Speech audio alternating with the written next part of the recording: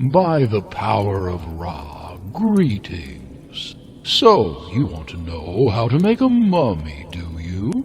Well, it takes around 70 days to embalm a body, but I'm guessing you don't have that much time. So I'll go through it with you quickly. Before you even start, you'll need a priest who will watch the entire process. The priest also needs to wear the mask of a jackal that represents the god Anubis. Anubis is the god associated with mummification and the afterlife. He actually guides the dead to the next life and looks after the mummification process. Once you have your priest, you will need a dead body, water from the river Nile, natron, loads of linen, one knife, one hook, amulets, canopic jars, resin, a death mask, palm wine, and a copy of the Book of the Dead. Firstly, you need to wash and shave the body. Use water from the river Nile. You might want to clean the body with palm wine, too. Next, get your knife and make a cut in the left side of the body. Then, get a hook and remove some of the internal organs. You'll need to take out the liver, lungs, stomach, and intestines. Do not take out the heart.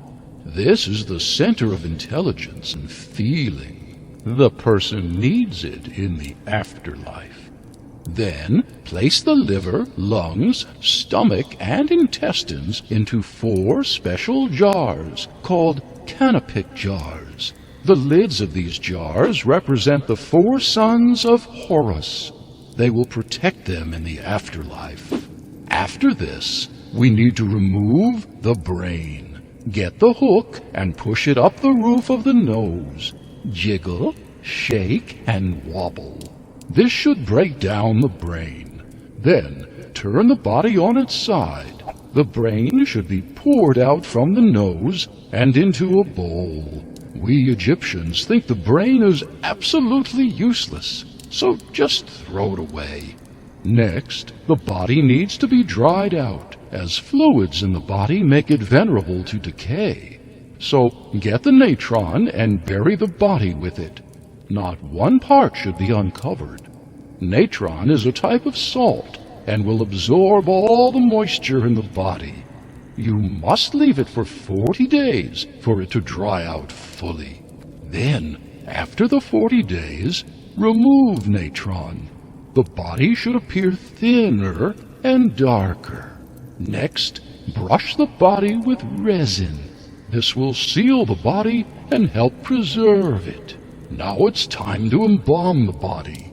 Get the linen and start wrapping the head and neck. Then move on to the body and legs.